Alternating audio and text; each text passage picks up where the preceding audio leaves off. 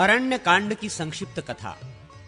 नारद जी कहते हैं, मुने, श्री रामचंद्र जी ने महर्षि वशिष्ठ तथा माताओं को प्रणाम करके उन सबको भरत के साथ विदा कर दिया। तत्पश्चात महर्षि अत्रि तथा उनकी पत्नी अनुसया को, शरभंग मुनि को, सुतीक्ष्ण को तथा अगत्स जी के भ्राता अग्निजीव मुनि को प्रणाम करते हुए श्री रामचंद्र जी ने अगत्स मुनि के आश्रम पर जा उनके चरणों में मस्तक झुकाया और मुनि की कृपा से दिव्य धनुष एवं दिव्य खड्ग प्राप्त करके वे दंडकारण्य में आए। वहां जनस्थान के भीतर पंचवटी नामक स्थान में गोदावरी के तट पर रहने लगे। एक दिन शूर्पणखा नाम वाली भयंकर राक्षसी राम, लक्ष्मण और सीता को खा जाने के लिए पंचवटी में आई, किंतु श्री रामचंद्र जी का अत्यंत मनोहर रूप देखकर वो काम के अधीन हो गई और बोली। शूर्पणखा ने कहा, तुम कौन हो, कहां से आए हो? मेरी प्रार्थना से अब तुम मेरे पति हो जाओ। यदि मेरे साथ तुम्हारा संबंध होने में ये दोनों सीता और लक्ष्मण बाधक हैं तो मैं इन दोनों को अभी खाए लेती हूं। ऐसा कहकर वो उन्हें खा जाने को तैयार हो गई। तब श्री रामचंद्र जी के कहने से लक्ष्मण ने शूर्पणखा की नाक और दोनों कान भी काट लिए। कटे हुए अंगों से रक्त की धारा बहाती हुई शूर्पणखा अपने भाई खर के पास गई और इस प्रकार बोली, खर, मेरी नाक कट गई। इस अपमान के बाद मैं जीवित नहीं रह सकती। अब तो मेरा जीवन तभी रह सकता है जबकि तुम मुझे राम का, उसकी पत्नी सीता का और उनके छोटे भाई लक्ष्मण का गरम गरम रक्त पिलाओ। खर ने उसको बहुत अच्छा कहकर शांत किया और दूषण तथा त्रिशिरा के साथ 14,000 राक्षसों की सेना ले श्री रामचंद्र जी पर चढ़ाई की। श्री राम ने भी उन सब का सामना किया और अपने बाणों से राक्षसों को बींधना आरंभ किया। शत्रुओं की हाथी, घोड़े, रथ और पैदल सहित समस्त चतुरंगी सेना को उन्होंने यमलोक पहुंचा दिया तथा अपने साथ युद्ध करने वाले भयंकर राक्षस खर, दूषण एवं त्रिशिरा को भी मौत के घाट उतार दिया। अब शूर्पणखा लंका में गई और रावण के सामने जा पृथ्वी पर गिर पड़ी। उसने क्रोध में भर के रावण से कहा, अरे तू राजा और रक्षक कहलाने योग्य नहीं है। खर आदि समस्त राक्षसों का संहार करने वाले राम की पत्नी सीता को हर ले। मैं राम और लक्ष्मण का रक्त पीकर ही जीवित रहूंगी, अन्यथा नहीं। पर्णखा की बात सुनकर रावण ने कहा, अच्छा ऐसा ही होगा। फिर उसने मारीच से कहा, तुम स्वर्णमय विचित्र मृग का रूप धारण करके सीता के सामने जाओ और राम तथा लक्ष्मण को अपने पीछे आश्रम से दूर हटा ले जाओ। मैं सीता का हरण करूंगा। यदि मेरी बात ना मानोगे तो तुम्हारी मृत्यु निश्चित है। मारीच ने रावण से कहा, रावण, धनुर्धर राम साक्षात मृत्यु हैं। फिर उसने मन ही मन सोचा, यदि नहीं जाऊंगा तो रावण के हाथ से मरना होगा और जाऊंगा तो श्री राम के हाथ से। इस प्रकार यदि मरना अनिवार्य है तो इसके लिए श्री राम ही श्रेष्ठ हैं, रावण नहीं, क्योंकि श्री राम के हाथ से मृत्यु होने पर मेरी मुक्ति हो जाएगी। ऐसा विचार कर वो मृग रूप धारण करके सीता के सामने बारंबार आने जाने लगा। तब सीता जी की प्रेरणा से श्री राम ने दूर तक उसका पीछा करके उसे अपने बाण से मार डाला। मरते समय उस मृग ने हा सीते, हा लक्ष्मण कहकर पुकार लगाई। उस समय सीता के कहने से लक्ष्मण अपने इच्छा के विरुद्ध श्री रामचंद्र जी के पास गए। इसी बीच में रावण ने भी मौका पाकर सीता को हर लिया। मार्ग में जाते समय उसने गृध्रराज जटायु का वध किया। जटायु ने भी उसके रथ को नष्ट कर डाला था।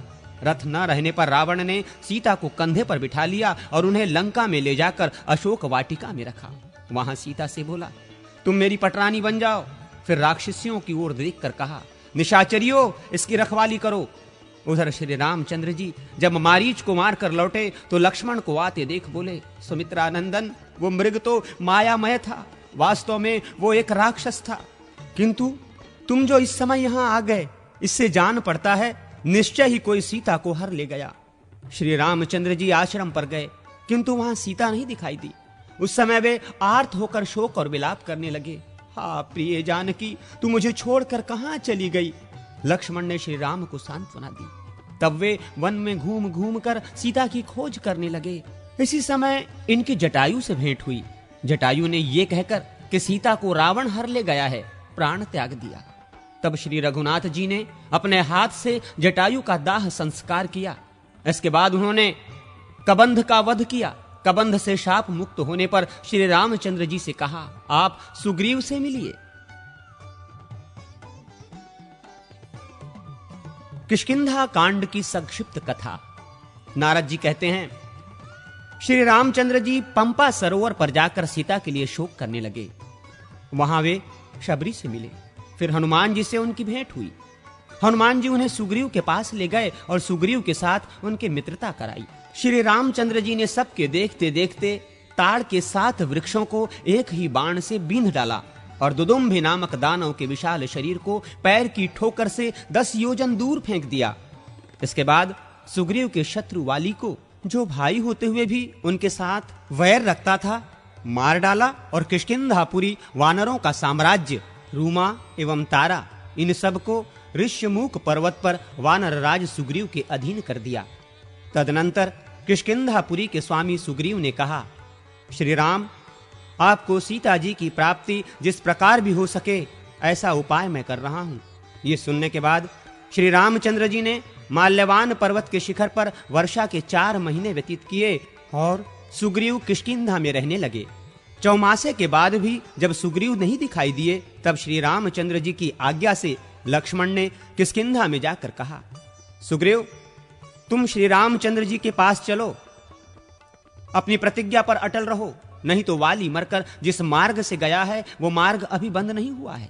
अतएव वाली के पथ का अनुसरण न करो।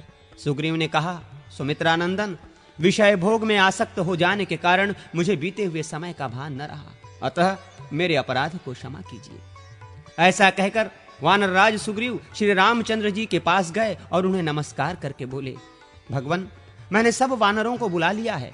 अब आपकी इच्छा के अनुसार सीता जी की खोज करने के लिए उन्हें भेजूंगा।